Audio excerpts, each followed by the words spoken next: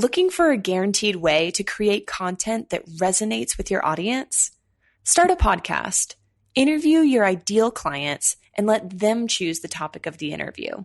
Because if your ideal clients care about the topic, there's a good chance the rest of your audience will care about it too.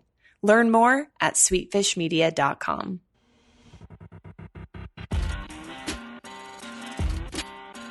You're listening to the B2B Growth Show, a podcast dedicated to helping B2B executives achieve explosive growth. Whether you're looking for techniques and strategies or tools and resources, you've come to the right place. I'm Jonathan Green. And I'm James Carberry. Let's get into the show.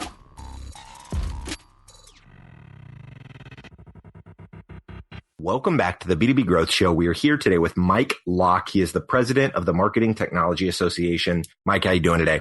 Great. How you doing? I am wonderful. So, Mike, we are going to be talking about sales and marketing working together to develop incredible ABM programs today. But before we get into that, I'd love for our audience to understand just a little bit of context around you and why you're the guy to be talking about this. Can you tell us what you and your team are up to at the Marketing Technology Association?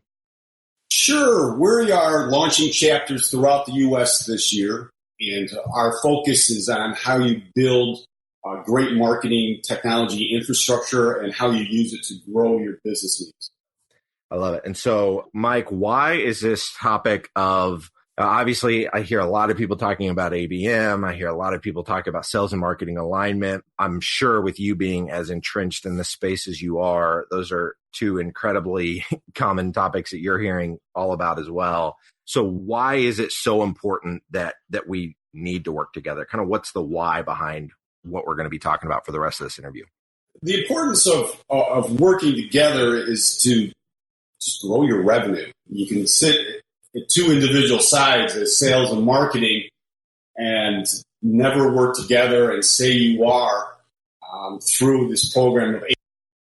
But when you truly form a great team, you see that revenue jump because each side is now working towards a common goal. What would you say are some of the biggest roadblocks from your perspective, keeping teams from kind of experiencing that kind of alignment? There's a couple things. One is generally these sides are naturally the yin and yang of each other. But what sales and marketing have to do is look at each other's perspective. How does sales get compensated? Obviously by growing revenue. And how does marketing get compensated? By generating leads. But when you get ABM, you've got to work together. The cost of the programs, the cost of the people, and the importance of working on strategic accounts need to override the general fences that are put up throughout history between sales and marketing. All right. So one thing that we were talking about offline, Mike, you talked about a key to this alignment puzzle so that ABM is really clicked into place and is really working, is the importance of understanding the perspective of your counterpart, whether you're in sales, your counterpart in marketing, you're in marketing, your counterpart in sales. Can you talk to us a bit about the importance of understanding that perspective and maybe even share some ways that folks can go about doing that? Yes. You often hear terms from sales and marketing throw each other. And it reminds me of kind of the gun debate we had today. Gun control on one side and NRA on the other side. And I think people are now, we need to solve the solution. We don't care about each other's sides. And that's what ABM is doing. You have to look at why people are on one side or the other and the importance of that side. Marketing needs to look at the fact that sales has quotas. They've got to generate revenue. And what you're doing in marketing is ultimately getting that revenue and getting those quotas filled for sales. At the same time, sales has to look at what is marketing doing behind the scenes. They're just not generating likes anymore. They're actually getting you leads, and they will qualify leads if you spend the time and the effort with that marketing team to get the leads you need.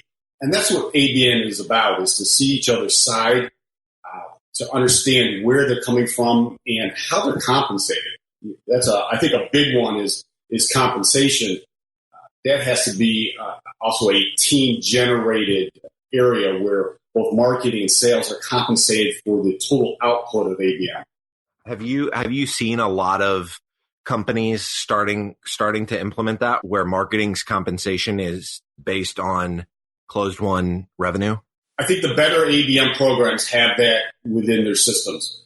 It's something that's going to be a long-term process to take somebody who's paid a salary and now have them turned into some type of compensation. At the same time, the sales team needs to understand that marketing is there and they need to be compensated other than just doing something that looks good, but it leaves us feel like they're not appreciated.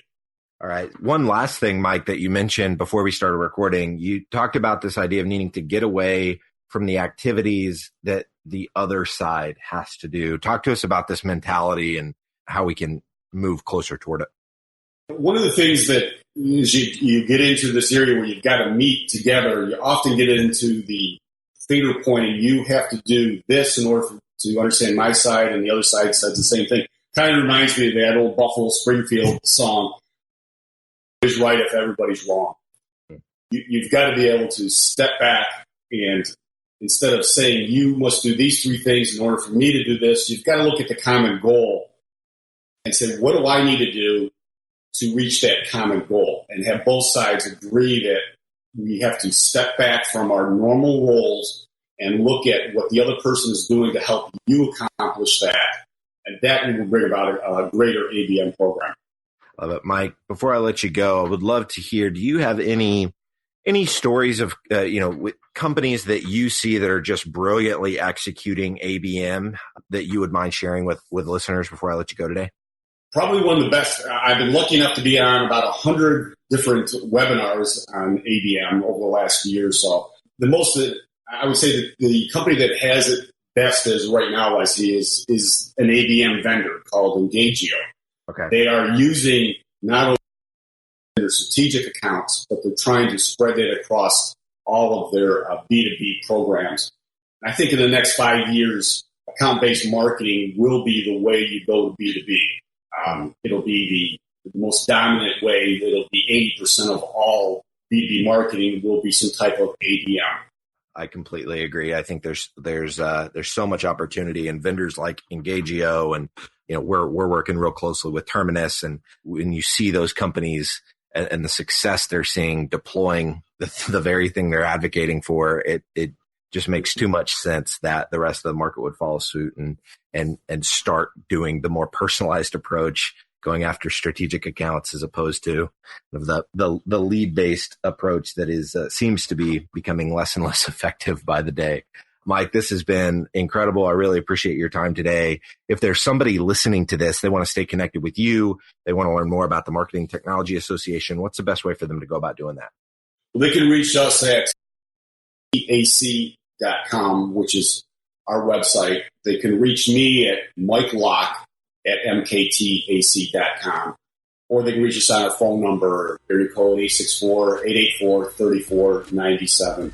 Contact me in either way, and we'll help out anyone who needs help.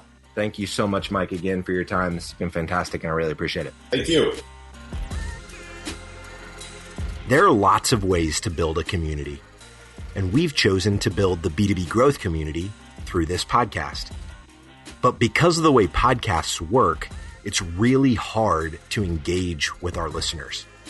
And without engagement, it's tough to build a great community. So here's what we've decided to do. We're organizing small dinners across the country with our listeners and guests. No sales pitches, no agenda, just great conversations with like-minded people. We'll talk business, we'll talk family, we'll talk goals and dreams. We'll build friendships. So if you'd like to be a part of a B2B growth dinner in a city near you, go to b2bgrowthdinners.com. That's b2bgrowthdinners.com. Thank you so much for listening. Until next time.